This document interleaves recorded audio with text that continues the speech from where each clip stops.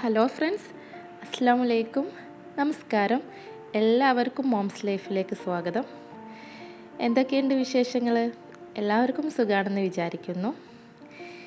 ഇന്ന് നമ്മൾ പ്രിപ്പയർ ചെയ്യാൻ പോകുന്നത് ഒരു 4 മണി സ്നാക്കാണ്. വളരെ ഹെൽത്തി ആയിട്ടുള്ളൊരു സ്നാക്കാണിത്. പഴം, ഓട്സ്, തേങ്ങ ഇവയെല്ലാം നമ്മളിതിൽ ചേർക്കുന്നുണ്ട്. അതുകൊണ്ട് തന്നെ സ്കൂൾ വിട്ട് വരുന്ന കുട്ടികൾക്കൊക്കെ തീർച്ചയായും ഇത് ഉണ്ടാക്കി കൊടുക്കാവുന്നതാണ്. വളരെ കുറഞ്ഞ ചേരുവകൾ വെച്ച് നമുക്കിതെങ്ങനെ ഉണ്ടാക്കിയെടുക്കുന്നത് നോക്കാം. ഞാനിവിടെ വലിയ 2 നേന്ത്രപ്പഴമാണ് എടുത്തിട്ടുള്ളത്. ചെറുതാണെങ്കിൽ 3 എടുക്കണം. ഇത് ചെറുതായിട്ട് ചോപ്പ് ചെയ്തെടുക്കുക.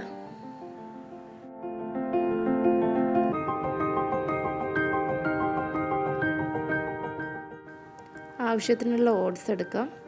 ഇത് കോട്ടിങ്ങിന് വേണ്ടിയിട്ടുള്ളതാണ്. 1 കപ്പ് തേങ്ങ, 2 ശർക്കര പൊടിച്ചെടുത്താണിത്,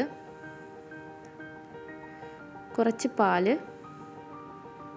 ഒരു 2 ടേബിൾ സ്പൂൺ മതിയാവും, ഒരു നുള്ളു പഞ്ചസാര, cashew nut and raisins 4 table spoon,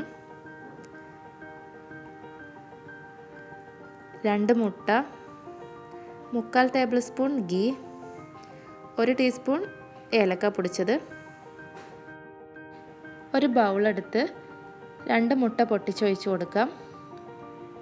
ഇതൊന്ന് മിക്സ് ചെയ്തെടുക്കുക.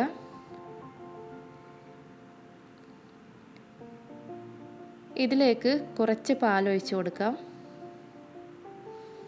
കുറച്ച് പഞ്ചസാര, 1/4 ടീസ്പൂൺ ഏലക്കാപ്പൊടി ഇവ കൂടി ചേർക്കാം. ഏലക്കാപ്പൊടി ചേർക്കുന്നത് എഗ്ഗിൻ്റെ സ്മെല്ല് പോവാനാണ്. നന്നായിട്ട് മിക്സ് ചെയ്ത് കൊടുക്കാം. ഒരു പാൻ അടുപ്പിൽ വെച്ച് 3/4 ടേബിൾ സ്പൂൺ ഘീ ഒഴിച്ച് കൊടുക്കാം. ഇതിലേക്ക് ബനാന ചോപ്പ് ചെയ്ത് ചേർത്ത് കൊടുക്കാം. നന്നായി ഫ്രൈ ചെയ്യുക. ഇനി ഇതിലോട്ട് നമുക്ക് കാഷ്യൂനട്ടും റൈസിൻസും ചേർത്ത് കൊടുക്കാം. കാഷ്യൂനട്ട് ഞാൻ ഇവിടെ പ്ലെയിനായിട്ട് വറുത്തെടുത്തതാണ്. 1 കപ്പ് തേങ്ങ കൂടി ചേർക്കാം.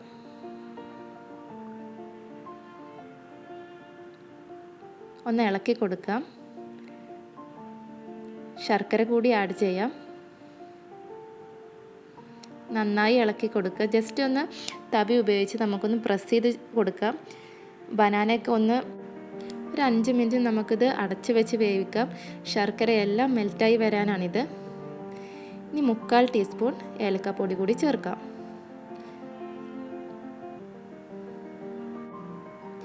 ഇനി ഇത് നമുക്ക് മറ്റൊരു പ്ലേറ്റിലോട്ട് മാറ്റാം.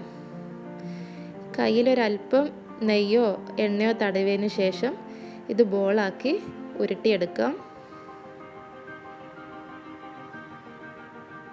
ഒരു നാരങ്ങ വലുപ്പത്തിലാണ് ഞാനിവിടെ ബോളാക്കി എടുക്കുന്നത്.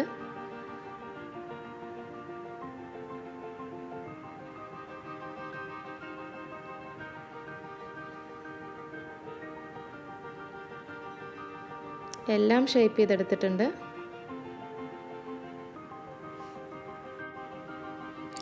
എല്ലാ ബോൾസും എഗ് മിക്സ്ചറിലോട്ട് മുക്കി ഓട്സിൽ കോട്ട് ചെയ്തെടുക്കാം.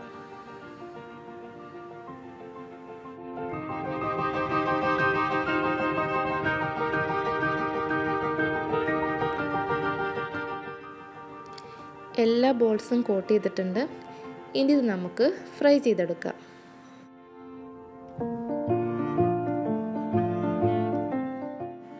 ഓയിൽ നന്നായി ചൂടായി വരുമ്പോൾ ഓരോ ബോൾസും ഇട്ട് കൊടുക്കാം. ഞാനിവിടെ സൺഫ്ലവർ ഓയിലാണ് ഉപയോഗിച്ചിട്ടുള്ളത്. ഏത് ഓയിൽ വേണമെങ്കിലും ഉപയോഗിക്കാം. ഒരു ലൈറ്റ് ബ്രൗൺ ആവുന്നത് വരെ ഇത് ഫ്രൈ ചെയ്തെടുക്കാം. കളറെല്ലാം മാറി വരുന്നുണ്ട്. ഇനി ഇത് ഓരോന്നായി കോരിയെടുക്കാം.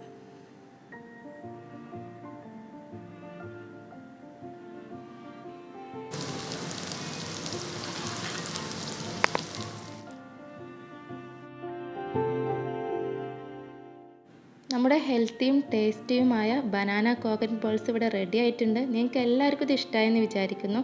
ഇഷ്ടമായാൽ ലൈക്ക് ചെയ്ത് ഒന്ന് സബ്സ്ക്രൈബ് ചെയ്തേക്കുക. എല്ലാവർക്കും നല്ലൊരു ദിവസം നേരുന്നു. താങ്ക്